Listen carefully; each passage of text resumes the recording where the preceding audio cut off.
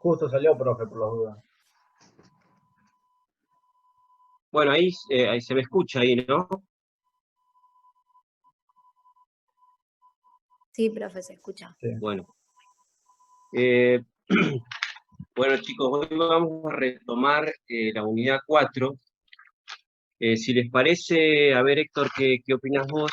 Hoy lo que podemos hacer es terminar la unidad 4 y así como el martes pasado fuimos recibiendo mails sobre ejercicios que tenían dudas y los resolvió después Mauricio, digamos, antes de la clase, podemos hacer lo mismo, digamos. Hoy terminamos de desarrollar los contenidos de la unidad 4, luego hasta el lunes recibimos mails sobre dudas que puedan tener sobre la ejercitación de esta unidad, y el martes, en la primera parte de la clase, los resolvemos en pantalla. ¿Les parece bien?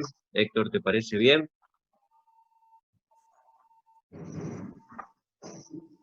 Profe, ¿me escuchás? Sí. Dos cosas. Héctor Sí. recién se unió, así que no escuchó tu idea. Y la segunda, Bueno. que las dudas de la unidad 3 todavía no la pudieron sacar. Pero eso no lo estuvieron trabajando con Mauricio en la clase anterior. Se cortó la transmisión de la reunión y él tampoco había resuelto los ejercicios, como que quedó pendiente que resolvió los ejercicios de esos mails o los más representativos, no sé qué pasó al final, pero no los vimos, porque se cortó la reunión directamente. Bueno, entonces lo que vamos a hacer es la primera parte de la clase que viene, yo me comunico con Mauricio. ¿Me escuchan? Sí, Héctor. Sí, ¿quién hablaba recién? ¿Grosso? Sí. ¿Lo escuchaste vos? Ariel. Ariel, querido. En realidad se van sumando cuestiones.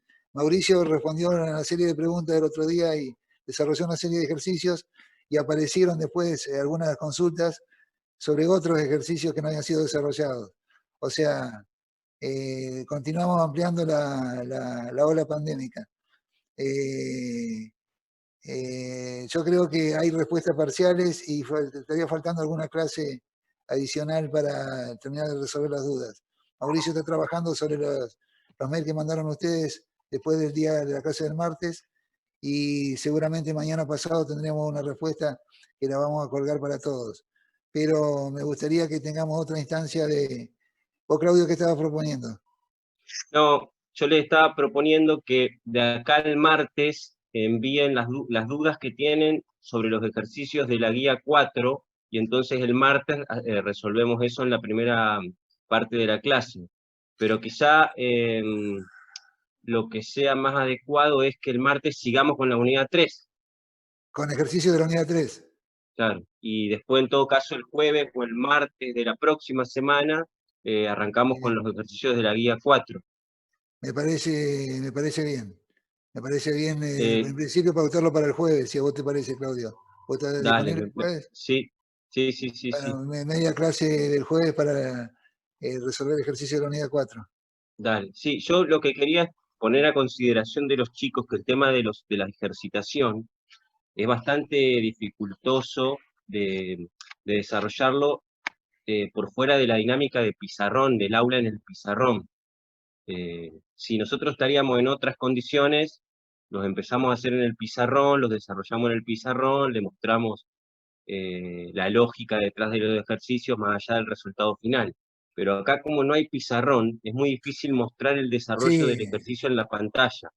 Entonces, bueno, hay que ser pacientes y entender un poco la situación que amerita un acomodamiento de todos nosotros, docentes, estudiantes, a esta situación en particular.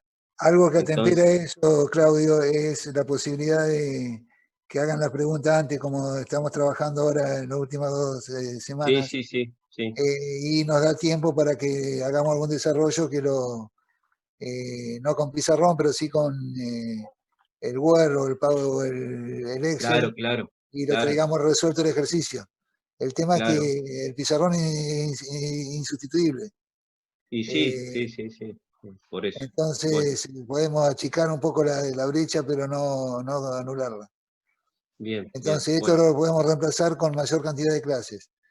Entonces le vamos a pedir esto que estamos programando ahora, el martes que viene ejercicio de la unidad 3, el jueves que viene ejercicio de la unidad 4, y seguramente haremos alguna clase especial de consulta para ejercitación, digamos. bien, Cosa de que podamos reemplazar la falta de pizarrón. bien, bien. Bueno, ¿Alguien quiere opinar algo? sí, yo lo que te había pedido, Héctor, no sé si me escuchaste, es que me pongas a mí la opción de poder compartir pantalla. Ah, dame un segundo. Compartir pantalla. Sí, acá hay una estudiante que dice que en la unidad 2 sí hicieron los ejercicios en el momento en el Word. Lo que pasa es que hay ejercicios que, digamos, es más fácil desarrollarlos en Word y otros un poco más complejos.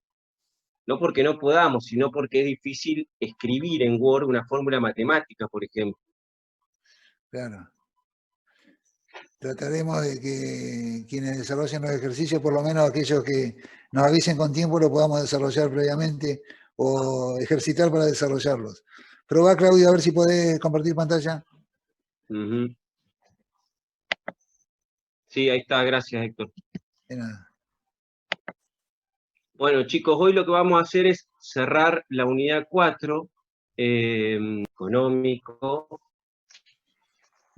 para muchos, que permite representar algunas ideas de Keynes, digamos de forma gráfica o algebraica, como le quieran decir. Lo que vamos a hacer ahora es ver qué otras formas hay de explicar el modo en que se determina la producción, es decir, nada más y nada menos que el PBI, la renta y también en algunos casos la inflación. Formas alternativas.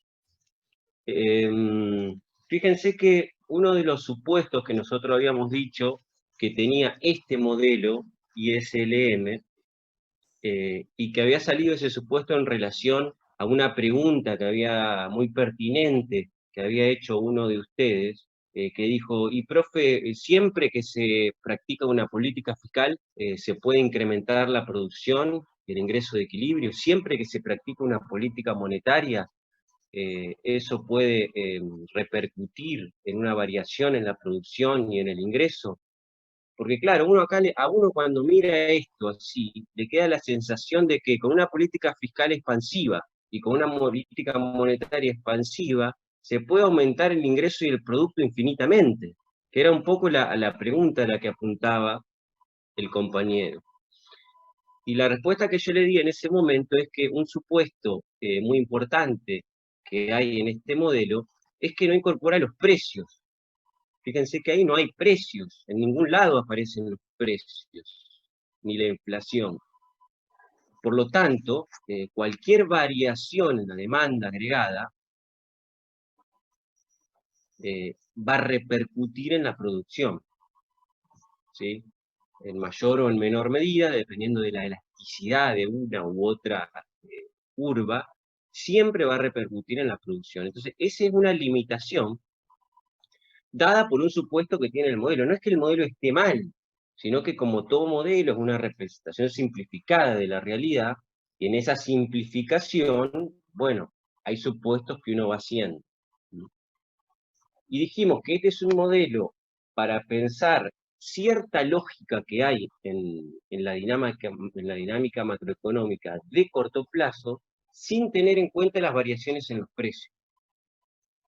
¿Sí?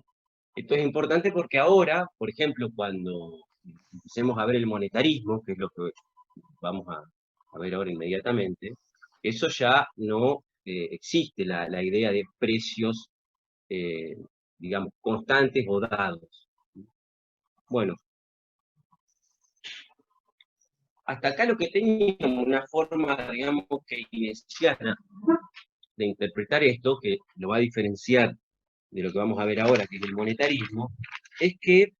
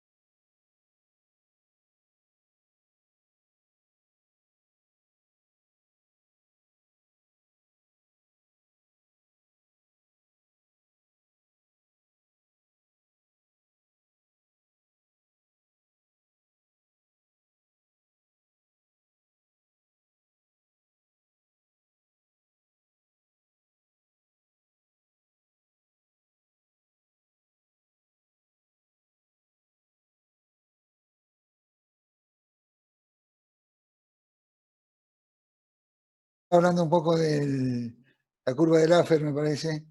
Le estaba hablando de alguna de las múltiples... Profe, Sí, ¿podrías grabar la clase? Porque por ahí se me corta un poco el internet y estaría bueno escucharla después. perfecto. Que creo que Grosso la está grabando. Puede ser. Ah, bien. Sí, sí, sí. Eh, y, Dale, genial. Gracias. y me lo mandás a mí también, Grosso. Bueno, perfecto. Sí, un poco la idea era plantear que las dos grandes escuelas que nosotros hemos analizado hasta ahora, que son los clásicos y Keynes, son las dos grandes corrientes o modelos económicos que han sobrevivido en el tiempo. Los demás han sido actualizaciones o recogida de guantes de la contra respecto a la opinión de decir, los neoclásicos hablaban mucho del pleno empleo. Keynes dice, no, esperen, que la situación normal no es de pleno empleo, sino de desempleo. Y trabajó el desempleo. A partir de ahí, las distintas corrientes se fueron apoyando sobre las ventajas y desventajas de lo que proponía cada uno de ellos. Los neoclásicos fueron sucedidos por los monetaristas. El mundo económico creció después de la Segunda Guerra Mundial bajo los paradigmas keynesianos hasta la década del 70 aproximadamente. A principios de la década del 70 o mediados de la década del 70, con la crisis internacional del petróleo, surge el agotamiento del modelo neoclásico, del modelo, perdón, modelo keynesiano, que se agota en sí mismo porque el Estado había crecido enormemente, había crecido mucho el gasto público y ya no era solución venir con medidas expansivas de la demanda como lo planteaba habitualmente Keynes. Claudio, cuando llegue avísame, por favor. Entonces, hacia fines de los 60, principios de los 70, se fue agotando la propuesta neoclásica, la propuesta keynesiana, perdón, y resurgieron las propuestas del llamado monetarismo de la Escuela de Chicago, basado en una corriente ideológica que se desarrolló en la Universidad de Chicago bajo la advocación del profesor Milton Friedman y su esposa Sarah Friedman. ¿Carlos se llamaba Sara o Rosa Friedman? Rosa, creo. Rosa Friedman, exacto.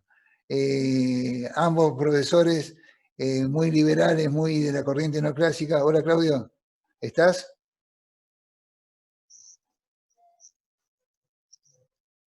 Claudio, ¿me Sí, escuchás? ahí me escuchan. Perfecto. Vos sabés que no me anda bien internet, che, como que está intermitente, ¿viste? Dale, seguí vos y después cualquier cosa yo completo el razonamiento que estaba desarrollando. Dale, dale.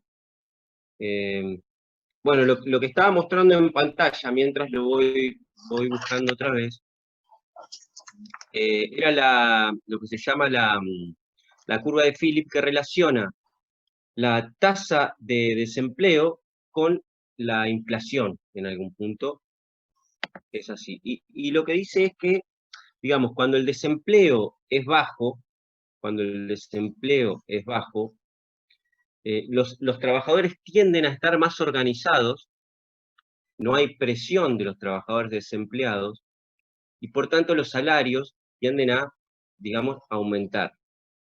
Y por vía de un tipo de inflación, que es la inflación de costos, si los salarios aumentan y las empresas fijan sus precios como un porcentaje sobre esos costos, ¿sí?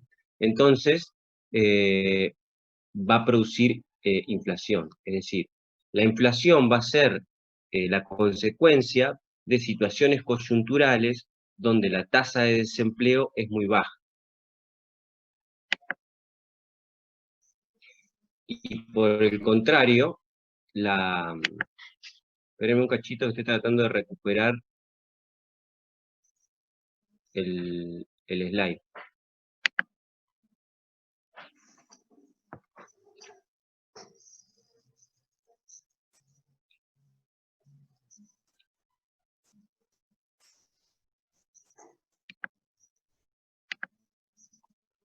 Bueno, esto fue digamos, una estimación empírica que hizo un economista que se llamaba precisamente Phillips, y la hizo sobre un país concreto, sobre un periodo de tiempo concreto, es decir, la hizo sobre Inglaterra.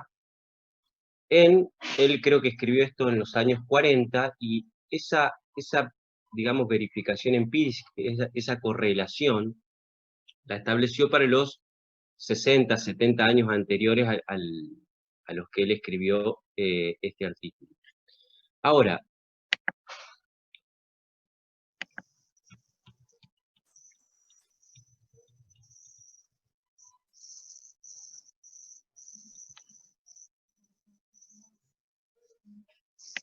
a ver, ¿ahí están viendo la pantalla, chicos? ¿Se ve la pantalla? No, profe, todavía no.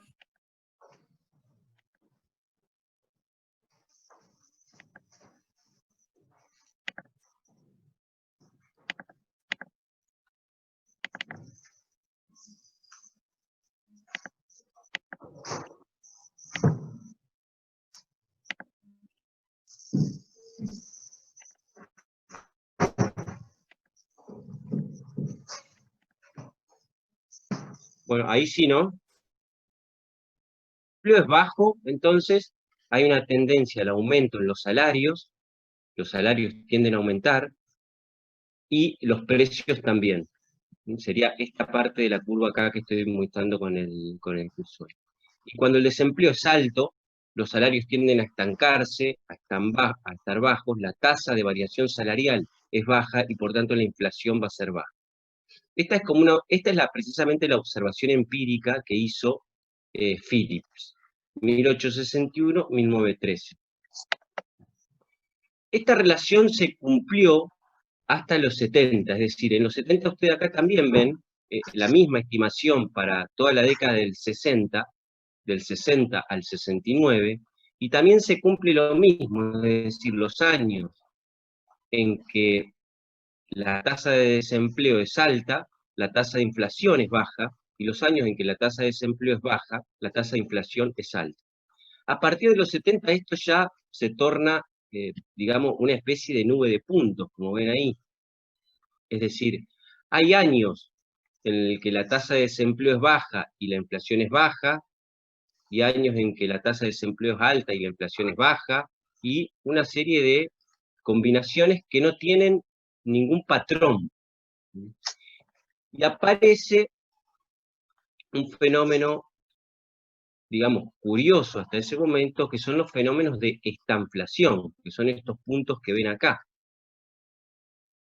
Es decir, fenómenos donde la tasa de desempleo es alta y la tasa de inflación también es alta. O periodos en que la tasa de actividad económica está estancada, que en general se asocian con desempleos altos, y la tasa de inflación también es alta. Es decir, un postulado opuesto a lo que proponía la curva de Phillips. Uno podría decir que Argentina hace muchos años que está en un lugar como este, en un lugar con tasa de desempleo alta o tasa de actividad muy baja, y a su vez tasa de inflación alta. Es decir, un punto que está completamente por fuera de la curva de Phillips.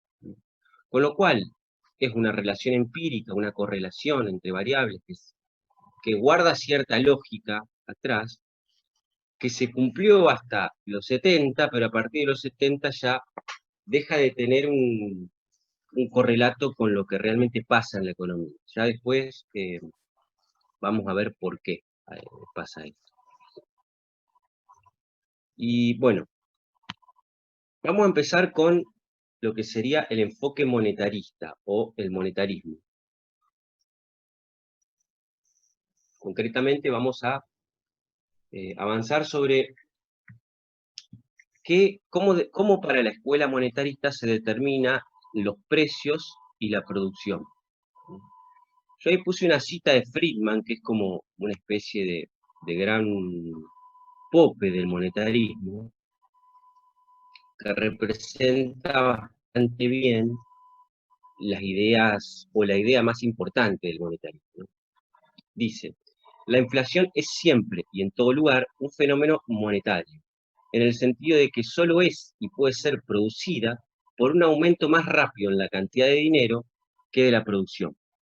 Es decir, un postulado muy fuerte del monetarismo es que afirma que la inflación es siempre y en todo momento un fenómeno monetario. Es decir, que únicamente las variaciones en la cantidad de dinero, por encima de las variaciones en la producción, van a producir inflación.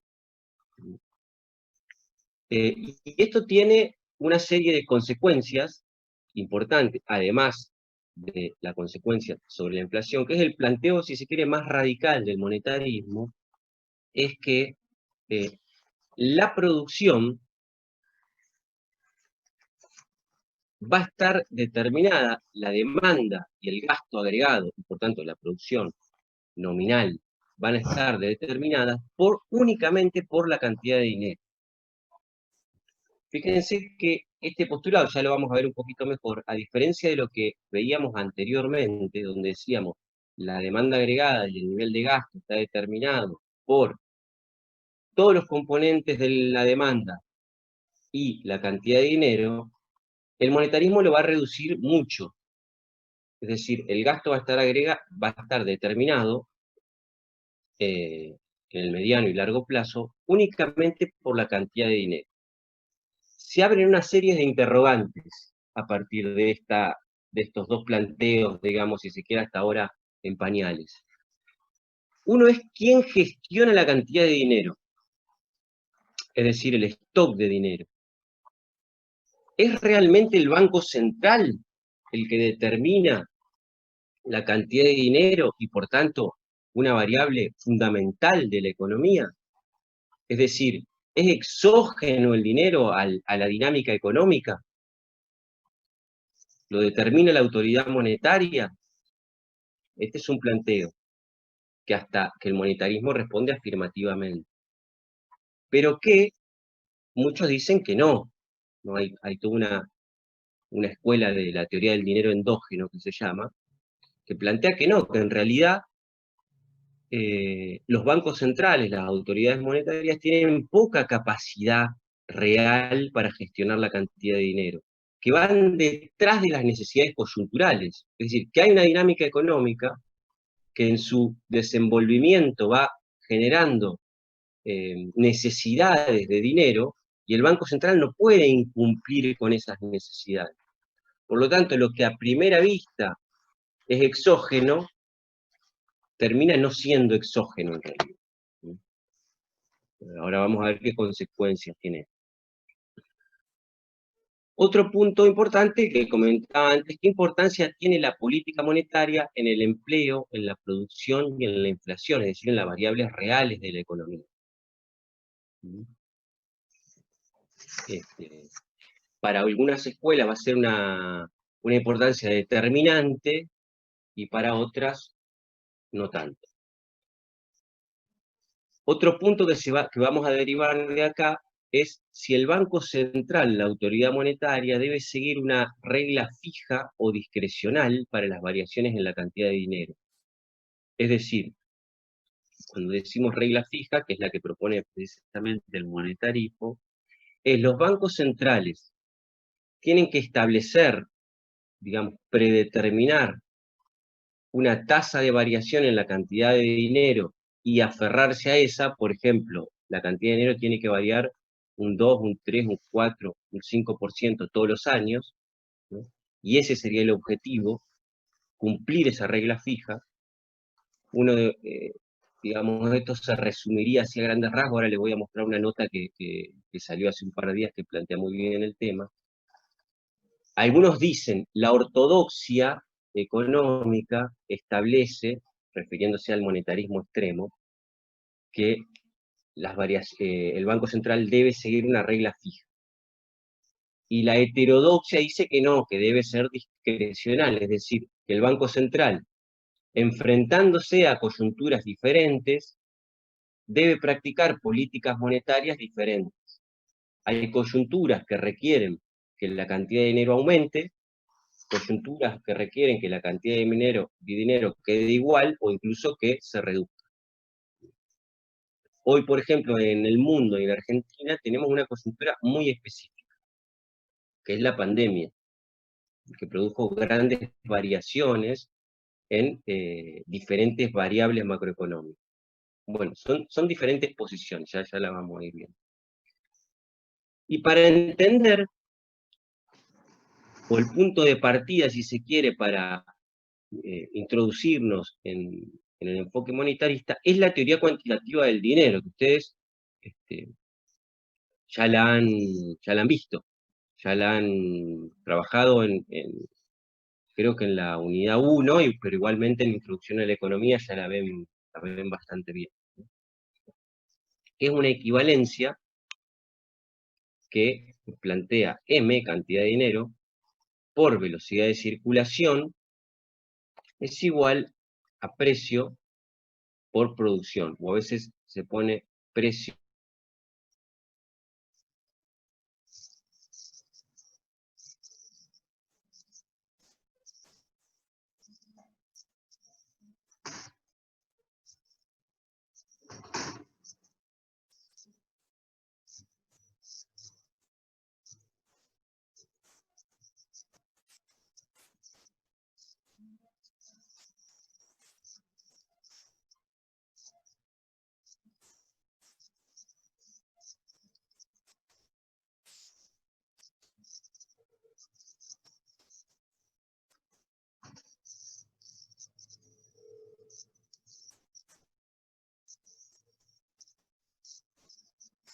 El profesor Claudio tiene corte de internet permanente. Es un problema de la conexión donde está instalado él. Les comento, yo lo que le venía diciendo, Claudio no empezó a hablar del monetarismo, a grandes rasgos. Si entra Claudio, sigue él. A grandes rasgos, la teoría monetarista, Milton y Rosa Friedman, el dominio de la cantidad de dinero sobre el resto de las variables. El dinero es el único responsable de la inflación. Ok, bien. Para entender un poco, digamos, el punto de partida de la teoría monetaria, voy a ir rápido porque anda mal en internet, disculpen chicos que muy intermitente la señal y por ahí me desaparezco. La teoría monetaria del dinero, que dice que la cantidad de dinero por la velocidad de circulación, es decir, la cantidad de dinero física o en sus diferentes componentes, ya lo vamos a ver cuando lleguemos a la unidad que contiene estos temas, pero la cantidad de dinero por la velocidad de circulación, es decir, la cantidad de veces que en promedio cambia de manos el dinero, es igual al PBI nominal, es decir, al nivel de producción por los precios de la producción. Y entonces, ahí se está viendo un gráfico, ¿no? En la pantalla. Sí. Sí, se ve. Bien.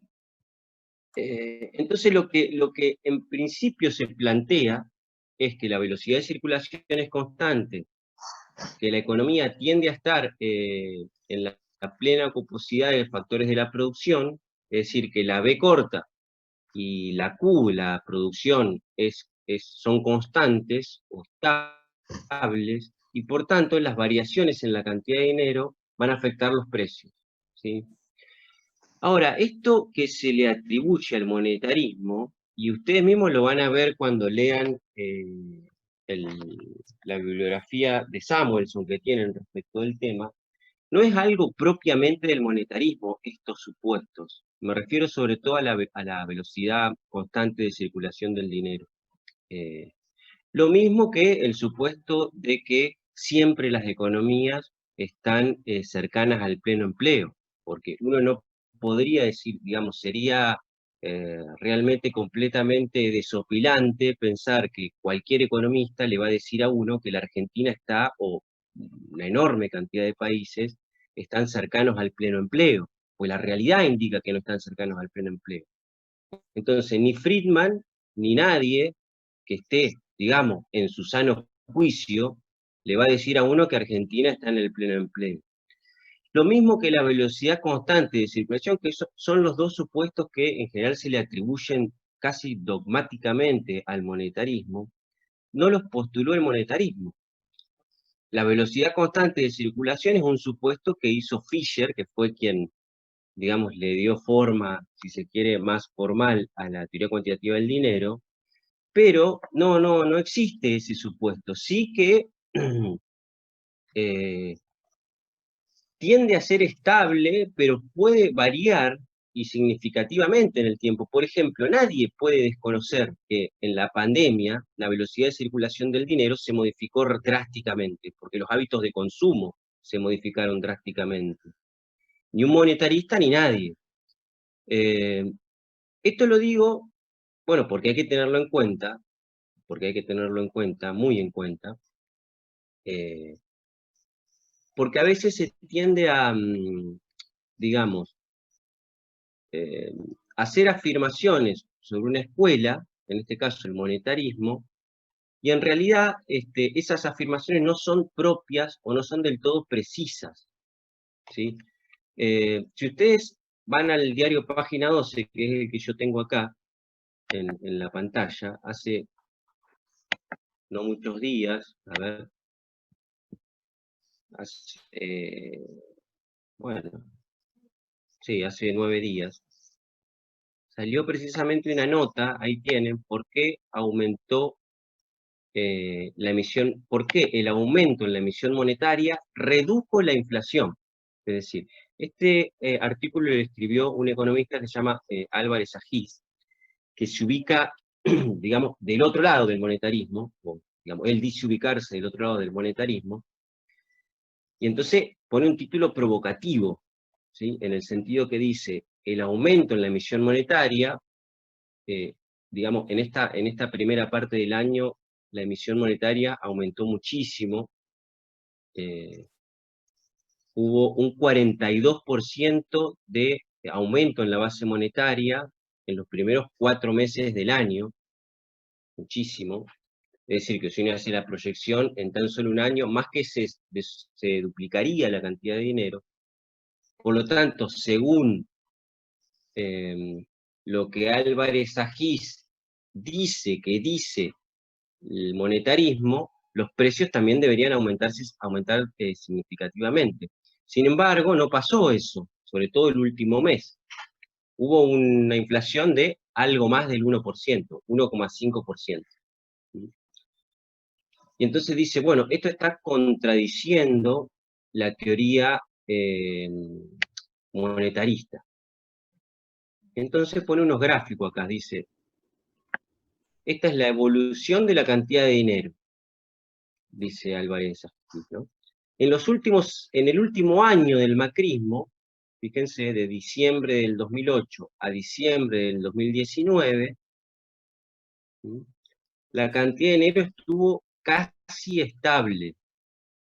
Hubo una política deliberada del macrismo, con consecuencias, a mi juicio, muy negativas, queriendo contener la inflación desde una visión, digamos, monetarista. Detenemos la emisión monetaria y por lo tanto vamos a detener la inflación. Y dice Álvarez Agís, no, bueno, eso no pasó, de hecho, hubo una cantidad de dinero estable y la inflación se disparó en el 2018. Hubo una inflación muy alta. No recuerdo ahora cuánto, pero creo que pasó más del 40%. Base monetaria estable, cantidad de dinero estable, inflación del 50%, está contradiciendo el monetarismo. Y ahora, ¿qué pasa en este último mes? Hubo un aumento, lo contrario a lo que pasaba con el macrismo, un aumento significativo en la cantidad de dinero, y la inflación fue relativamente baja para los estándares argentinos, ¿no? Este último tiempo acá.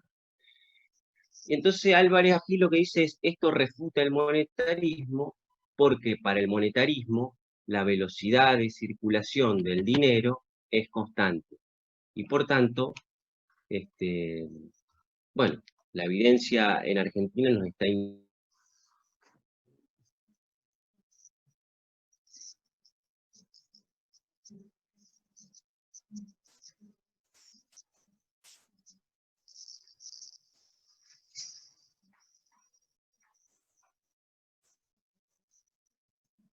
Se colgó de nuevo.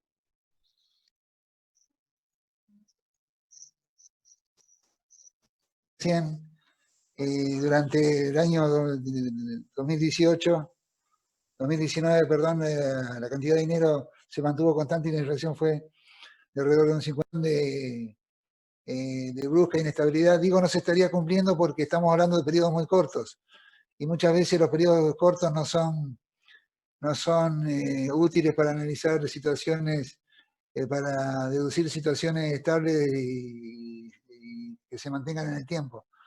Hay una vieja anécdota referente a esto, que es muy prematuro hablar con periodos de tiempo tan cortos. Hay una vieja anécdota de cuando gobernaba China, un caudillo histórico que tuvo China que se llamaba Mao Zedong, que participó de los bloqueos distintos que hubo contra los distintos países comunistas. Gobernó China durante 30 años aproximadamente Mao Zedong. Y hubo unos años de distensión, de mejoramiento de las relaciones con Francia, con los países europeos y fundamentalmente con Francia. Y fue una delegación francesa a visitar a Mao a China, presidida por el canciller en ese momento de Francia, que era André Malraux, un conocido filósofo que ha escrito muchos libros y hombre muy influyente en la política francesa.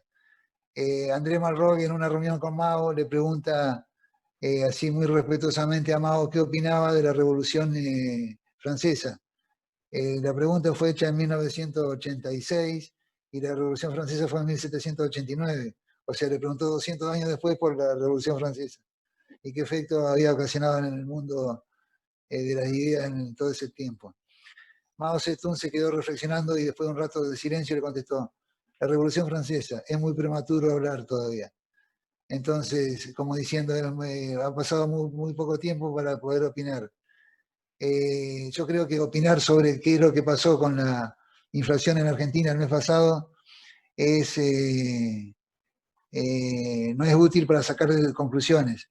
¿Por qué? Porque estamos hablando de un periodo de tiempo muy corto, de situaciones muy complicadas, de un parate violento de la economía, estamos hablando de un montón de cosas.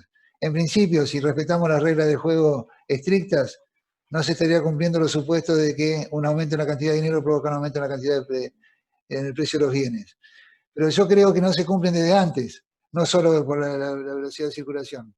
No se cumplen porque el aumento de la cantidad de dinero, bien alertan muchos economistas, se traduce directamente en un aumento en la producción de bienes si la producción es cercana al pleno empleo, como decía el profesor Fernández hace un ratito. Si la producción no es cercana al pleno empleo o no es de pleno empleo, un aumento en la cantidad de dinero puede provocar un aumento de precios o un aumento de ¿qué? O un aumento de producción de bienes y servicios. O sea, que pongamos en marcha el resto del aparato productivo y va a ser positivo un aumento en la cantidad de dinero respecto a incentivar la producción de bienes. Recordemos que aumentar la producción de bienes no solo satisface la demanda, sino que también provoca otros efectos positivos como generar empleo, generar impuestos, que aumentar la recaudación del Estado puede aumentar el gasto público, tiene varios efectos positivos. Entonces, esto es lo que alertaban los economistas monetaristas. El monetarismo retoma la bandera de los neoclásicos, pasa por encima el tema keynesiano, la propuesta de Keynes del pleno empleo y la propuesta de la síntesis neoclásica, y vuelve a decir, señores, lo único que provoca inflación, lo único que provoca inestabilidad en la economía es la cantidad de dinero, porque la velocidad de circulación es constante. En eso se mantienen los monetaristas. Recién con la propuesta de la economía de la oferta hay algún agregado distinto. La economía monetarista tuvo su énfasis en el mundo en la década del 70 y década del 80, después de la crisis internacional del petróleo, donde realmente se demostró que el gasto público ya era ineficaz o en algunos países fue ineficaz para replantear el incremento de la demanda. No era una cuestión de demanda como lo planteaba Keynes, sino una cuestión de monetarista, de mejora en la cantidad de dinero y básicamente de equilibrio fiscal. La economía ya no podía expandir su gasto y se necesitaban equilibrios en los distintos aparatos productivos para restablecer los niveles de igualdad. Por un lado avanzó toda la propuesta monetarista con la propuesta clásica con el monetarismo, después con la economía de la oferta. La economía de la oferta fue desarrollada en la década del 80 a partir de los Estados Unidos, donde fue una propuesta más política que económica, más que de los ambientes universitarios, salió de los propios ambientes políticos, donde el mundo había crecido durante 30, 40 años a partir de la expansión del gasto público, los componentes de la demanda autónoma. Ya no había lugar para ese crecimiento ante una crisis. En la emisión monetaria, digamos, en esta primera parte del año, la emisión monetaria aumentó muchísimo. Hubo un 42% de aumento en la... ¿Qué pasó ahí? ¿Apareció Claudio o Grosso vos estabas repitiendo el video?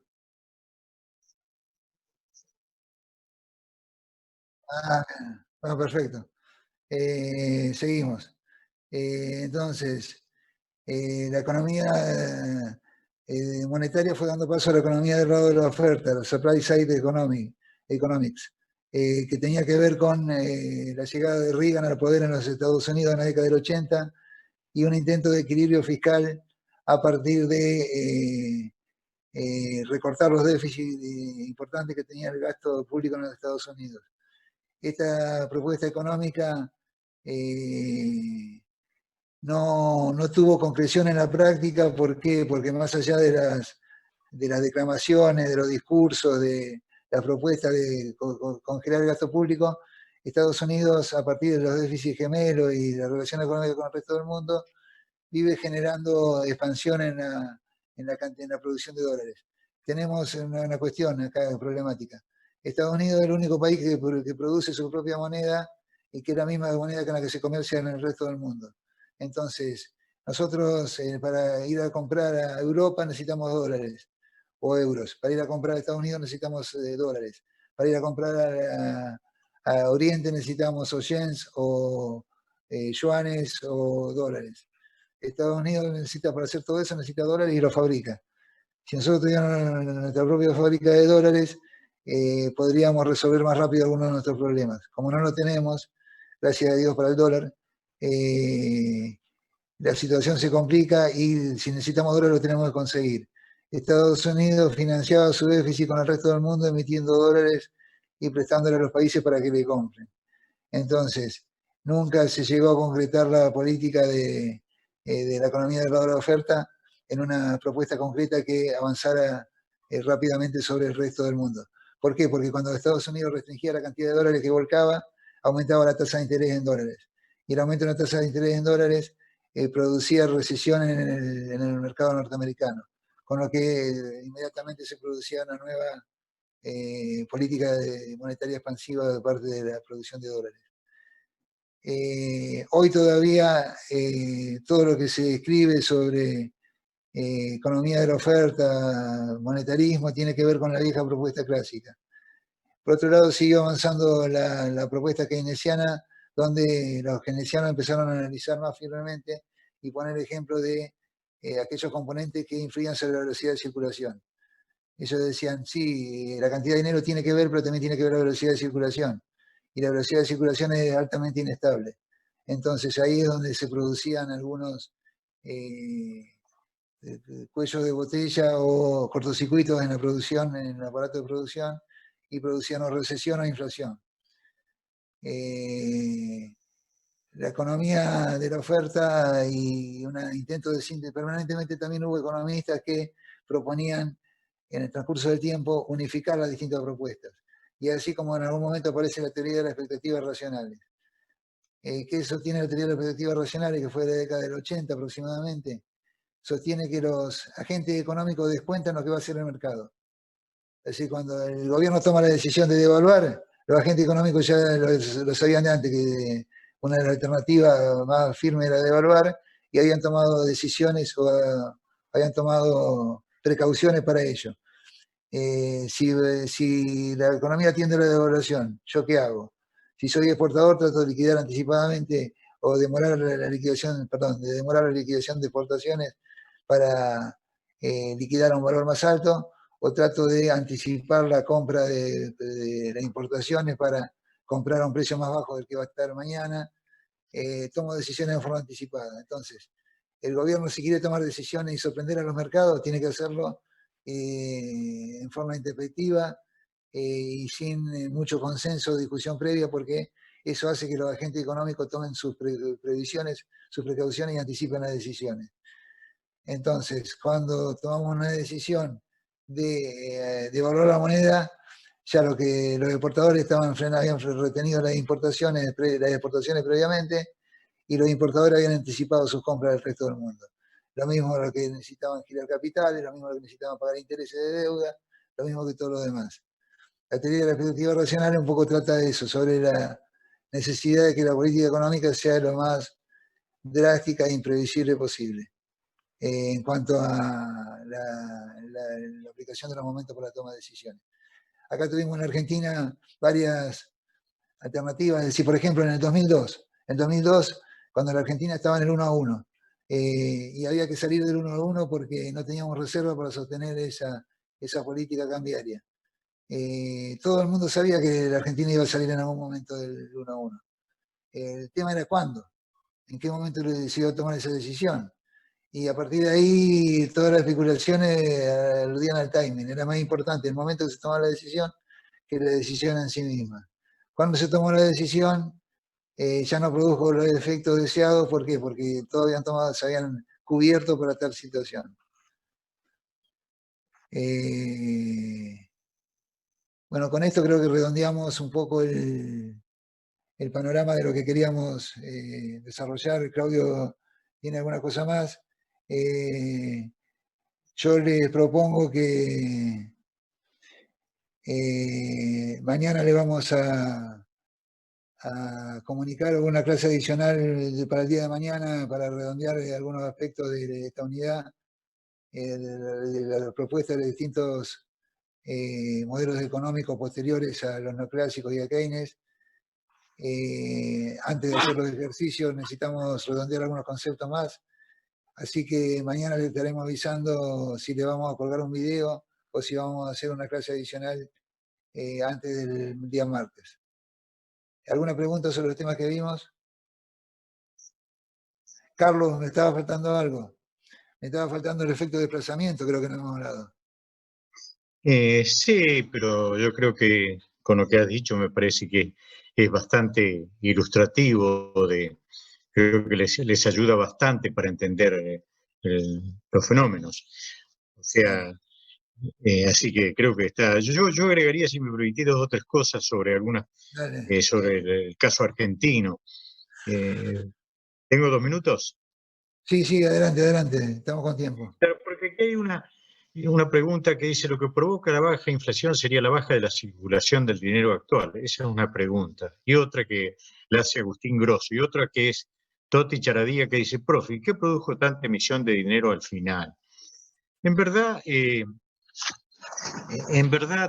las cosas deben matizarse. Me gustó mucho, Héctor, lo que vos dijiste de que estas cuestiones de que aumenta la emisión e inmediatamente aumentan los precios, no está pensado de esa forma. En economía son importantes los tiempos que deben cumplirse. Un aumento de la oferta monetaria no necesariamente actúa como la verdad de que el calor dilata los cuerpos, no es una cuestión instantánea. Hay estudios que han demostrado que un aumento de la oferta monetaria, un aumento de la emisión, produce cuestiones inflacionarias aún después de 1 año, 2 años. No es una cuestión inmediata. Además, les quiero agregar algunos elementos para que los mediten. La baja inflación argentina en este momento es en parte porque tenemos una inflación reprimida. No sé si son conscientes de eso ustedes. Las tarifas públicas están todas congeladas. No hay aumento de tarifas públicas, los combustibles están congelados. Los salarios, que habían empezado un proceso de negociaciones salariales, también eso está medio estancado. ¿Qué va a pasar cuando las tarifas públicas se liberen, cuando los salarios se liberen? Ahí van a aparecer presiones inflacionarias quizás muy altas. Por eso hay economistas que están alertando de que en el futuro avisoran no creo que se produzca, pero avisoran una hiperinflación incluso. No quiero ser agorero de esa teoría, pero hay que tener en cuenta ese tema. Otra cuestión, la última emisión, la emisión muy grande que se produjo en los 2 últimos meses, se debe a lo siguiente. se debe a que el Banco Central rescató títulos públicos, compró títulos públicos que estaban en poder de los bancos, se los compró, se los renovó, les debe menos por esa deuda que se habían contraído en periodos anteriores. Pero, ¿y los bancos qué hicieron? Recibieron ese dinero. Pero ese dinero no ha tenido efectos monetarios porque está durmiendo en los bancos. Entiendan la expresión, ese dinero está durmiendo en los bancos. ¿Y por qué? Porque los bancos, ¿qué van a hacer? Lo van a salir a prestar. Pero no sé si ustedes se han enterado de que el gobierno nacional dispuso líneas de créditos muy importantes para las empresas, las pymes y demás. Y ha habido bastante demora en tomar esos préstamos. Ha habido demoras porque no todas las empresas pueden acceder al préstamo, porque a los préstamos, porque no tienen garantías, por un montón porque están en el veraz, por un montón de temas. Quiere decir que la emisión esa, que es la segunda pregunta que plantea muy inteligentemente Totti Charadía, se produjo emisión de dinero, pero ese dinero está estacionado, está durmiendo en los bancos. Entonces, ¿qué va a pasar cuando ese dinero empiece? Porque los bancos no lo quieren tener durmiendo ahí. Los bancos quieren liberar ese dinero, pero también hoy en una situación de parate que está de la economía, no hay grandes demandantes, o hay, si bien, hay mucha cantidad de demandantes de préstamos, pero los bancos toman un montón de recaudo antes de prestarlo porque saben que muchos de los préstamos que van a tomar muchas empresas lamentablemente no lo van a poder devolver. No, esas son las cosas que yo quería agregarle respecto al caso argentino, porque veo que a veces hay alguna preocupación. De todas maneras, lo que explica la inflación en Argentina es un fenómeno muy complejo, no es una única variable, hay un montón de aspectos. Yo creo que no es un problema simple. Desde el punto de vista de la teoría económica, uno lo que agrega son elementos de juicio. Siempre nuestro interés es agregarle ciertos elementos para que ustedes los incluyan en su razonamiento y vean que se trata de un tema complejo, en un país que está entre los 5 países con inflación más grande en el mundo y con una inflación crónica de hace 70 años. Sí, yo quería agregar, Carlos, que en el programa de la materia hay una unidad que es sobre inflación. Vamos a volver sobre el tema de inflación específicamente, no como desvío o propuesta de alguna de las teorías económicas. Y nos vamos a encontrar con que, si bien hablamos de teorías sobre las causas de la inflación, no hay inflaciones monocausales o causas o argumentos monocausales de la inflación. Hay un poco de aumento de relación de la inflación con la variación de la cantidad de dinero. Coincidimos plenamente en el corto plazo. Son muy impredecibles los efectos de las distintas medidas.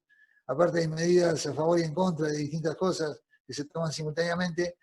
Algunas producen resultados anteriores y otras posteriores. Y si nunca perdamos de vista la importancia que tiene la evaluación que hacen los agentes económicos sobre el futuro, es decir, las previsiones.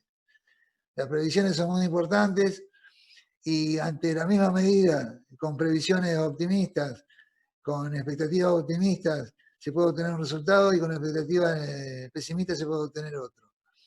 Tenemos un triste caso en Argentina, que fue un señor que fue ministro de Economía 2 veces, algunos dicen que 3 o 4, pero 2 veces por lo menos, Domingo Felipe Cavallo,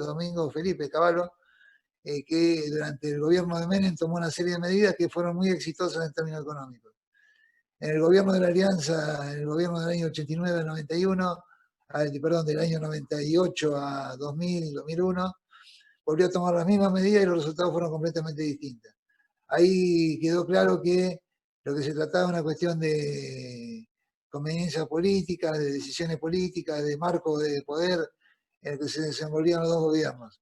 La misma decisión, como conclusión general, la misma decisión tomada por un gobierno con mucho poder económico puede tener un resultado y tomada por un gobierno con bajo poder económico o con menor, más débil, puede tener otro resultado. Entonces, estas cuestiones en la inflación inciden totalmente. En la inflación incide muchas veces la cantidad de dinero, inciden los costos, incide el tipo de cambio, inciden un montón de hechos concretos y consecuentes, pero incide fundamentalmente en la expectativa de los empresarios. Eso lo vamos a ver cuando veamos la unidad de inflación.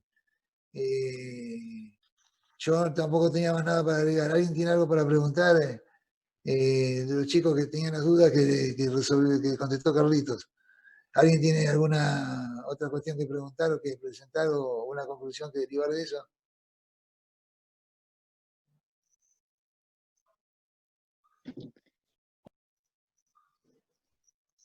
Toti.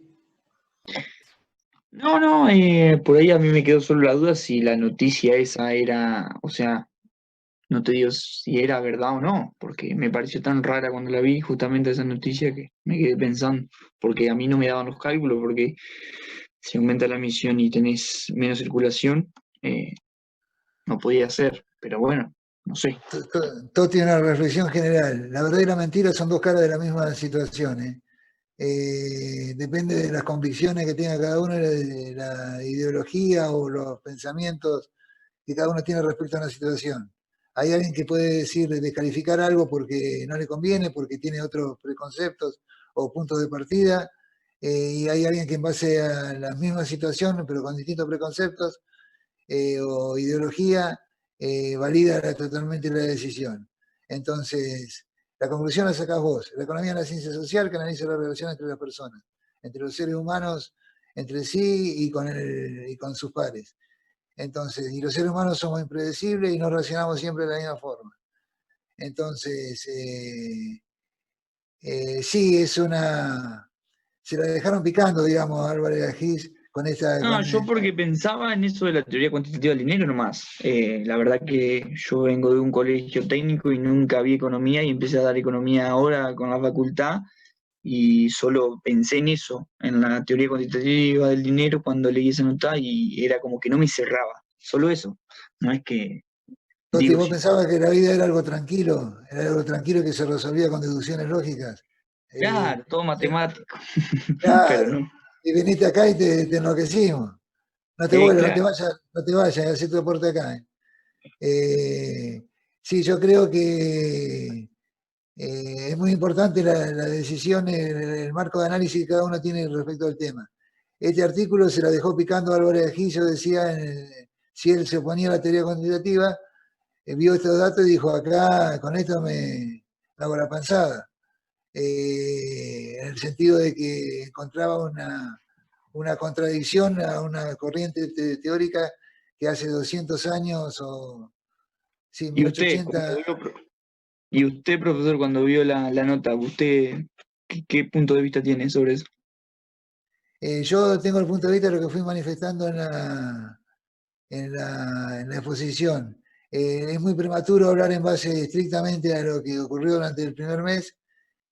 No lo descarto, yo siempre le he dicho a preguntar a cualquier compañero tuyo de años anteriores, cuando tocamos este tema, yo siempre planteo el tema de que es relativo el tema que el aumento en la cantidad de dinero provoca un aumento en la cantidad en el nivel de precios.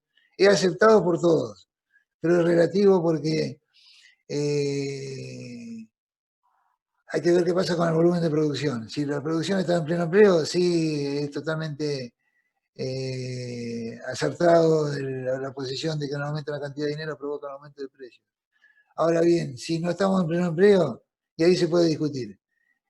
Porque puede que el empresario uno le diga, che, pero vos tenés un galpón cerrado, ponelo a producir y vas a ver que podés producir más bienes y lo vas a vender al mismo precio y si con los actuales ganás o salís derecho, vas a ganar o salir derecho como mínimo. No, pero yo no lo pongo en marcha porque no hay obreros calificados. Ah, bueno, ahí hay un problema. Porque no hay crédito. Ah, ahí hay otro problema. Porque no hay... las máquinas tienen un costo de reparación muy grande y están para ponerlas en marcha. Ah, ahí hay otro problema.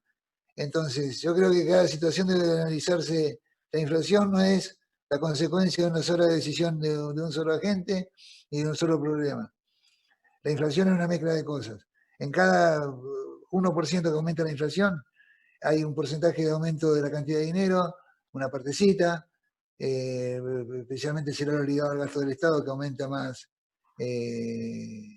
efectivamente, más activamente. Podrá haber una parte de inflación cambiaria, porque hay productos que son importados y me provocan aumento de precios. Habrá una parte que es inflación de costos, la misma inflación cambiaria, mucho la inclusión entre las inflaciones de costos. Hay muchas alternativas. Yo creo que la economía se construye con el uno a uno, con la relación individual. Cosa que veo que en algún momento intenta hacer este gobierno. Por ahí la decisión económica se lo llevan puesto, porque estamos hablando de economía, estamos hablando de generación de recursos, de actividad productiva, generación de empleo, generación de impuestos y nivel de actividad económica. Pero lo único que hace el Estado no es dedicarse a la economía, se dedica también a, cuando tiene tiempo se dedica a la economía. Cuando alguien golpea la puerta y dice, acá se está muriendo gente porque hay un problema de salud gravísimo, que hay una pandemia a nivel mundial. Bueno, dediquémonos a eso. Otro momento va a haber una crisis derivada de la obsolescencia del aparato productivo y la tenemos que dedicar a eso. Entonces cada una de estas cosas genera su propio proceso, entre ellos el inflacionario. Ni contar, ni no me cuentes, diría una tía de Rafaela, perdón, Agustín, ni no me cuentes cuando encontramos el tema o entramos en el tema de los precios relativos. Hay mucho de la inflación, una vez desatado el proceso inflacionario, que tiene que ver con los precios relativos. ¿Qué son los precios relativos? Los precios de un bien en términos de otro bien. Y ustedes me dicen, y bueno, pero eso todos sabemos, ¿no? Pero eso es una enorme puja distributiva. El precio de los bienes es lo que determina cuál va a ser nuestro ingreso relativo. Entonces, mi ingreso relativo, ¿qué significa? ¿Cuánto gano yo en términos de lo que producen los demás? Si alguien no me entiende, se lo explico un poquito más. Si yo tengo necesidades que satisfacer, tengo que tener algo para cambiar por esas necesidades. ¿Qué tengo para cambiar? En mi caso tengo horas cátedra. Yo soy docente de la Facultad de Ciencia Económica, aunque parezca mentira, y doy clases. Entonces yo puedo financiar mis necesidades vendiendo la cátedra. Entonces mi capacidad de demanda de bienes y servicios depende de la cantidad de la cátedra que yo pueda fabricar y vender. Si yo puedo vender, si yo puedo fabricar muchas horas cátedra y hay alguien que me las compra, mi ingreso relativo respecto al tuyo, Toti, va a ser mayor. Entonces yo voy a poder comprar más bienes de lo que vos producís que vos de lo que yo produzco. Esa puja distributiva del precio de los bienes, el precio relativo de los bienes, empuja mucho la inflación y tiene mucho que ver con el proceso inflacionario. Bueno, por ahora te digo eso, ya vamos a seguir con en otra unidad hablando de esto.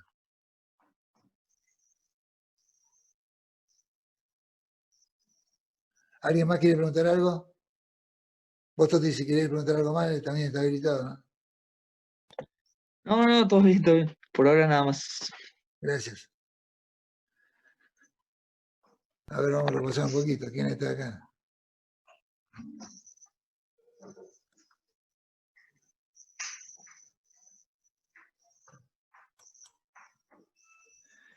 Gabriel, Romina, Mercedes, Nicolás, Micaela, Martín, Enzo, Juan Ignacio, Adriana, Verónica, Justina, Tomás, Nerina, Julieta. A Nerina, vos te tengo que responder un mail.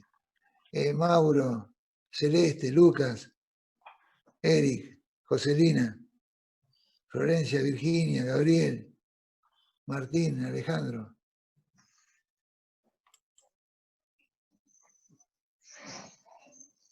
Creo que estamos todos ahí.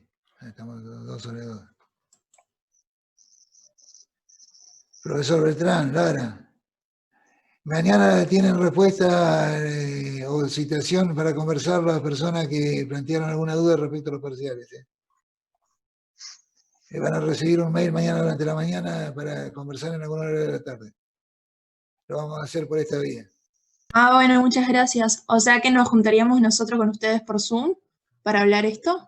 Por Zoom estamos agrupando las dudas por pregunta y lo vamos a llamar a los que están interesados en los que plantean dudas sobre alguna de las preguntas. ¿Y más o menos a qué hora tiene idea? Después de las 4 de la tarde, ¿puede ser? Dale, dale. Entre las 4 y las 6:30, 7, por ahí.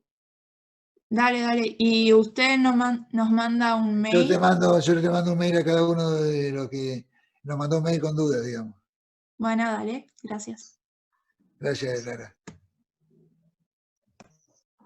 Profe, y Micaela. una consulta. ¿Hay fecha del segundo parcial ya o no? Tenemos que tener una reunión que va a ser mañana a la tarde entre los miembros de la cátedra para resolverlo. Les aviso que hoy el Consejo Superior aprobó la posibilidad de que el segundo cuatrimestre dure, la posibilidad, no es que cada facultad después decide lo que hace, dure hasta el 11 de julio. Nuestra facultad tomará una decisión como fecha tope el 11 de julio. Beltrán, el 11 de julio, ¿no? 11 de julio, así es. Hasta el 11 de julio. Comunicaremos, estaremos comunicando máximo el lunes. Micaela, ¿cuándo es el próximo parcial? Claro, profe, yo tenía una duda Muchas sobre gracias. eso, Ariel, querido, te escucho. porque, no, o sea, de lo que vamos viendo, no sé si serán mucho más cortas las unidades siguientes, pero como que vimos 4 unidades en 2 meses y queda un mes y queda más de la mitad de la materia, No, y si nos da una indicación de que sigamos solos o algo. hay unidades, lo podemos hacer, pero hay unidades que duran media clase, una clase. Tenemos previsto la finalización en tiempo y forma, con alguna clase de consulta en el medio. O sea, Perfecto.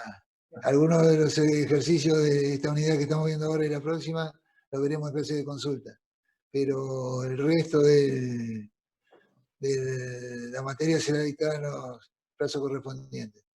Por darte una idea, la unidad de inflación se da con todo lo que ya hemos hablado de inflación, se da en máximo una clase. Lo mismo que el sector externo, que ya hemos hablado bastante.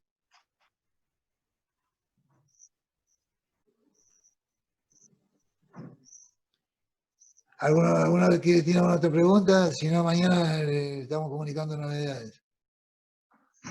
Sí, profe. Gabriel. Ustedes sí, anteriormente ustedes habían pasado material de años anteriores de la bibliografía y eso llegaba hasta la unidad 4. No sé si tendrán algo preparado para después de la unidad 4. Está todo preparado, lo volcaremos este fin de semana, calculo. Ahora le escribo a los chicos que están trabajando con eso. Muchas gracias. Volcamos las 4 primeras unidades para que no estén atosigados con tanto material. Pero ya estaba preparado, dividido por unidad el material. Buenísimo, gracias. Gracias, Gabriel, gracias a vos.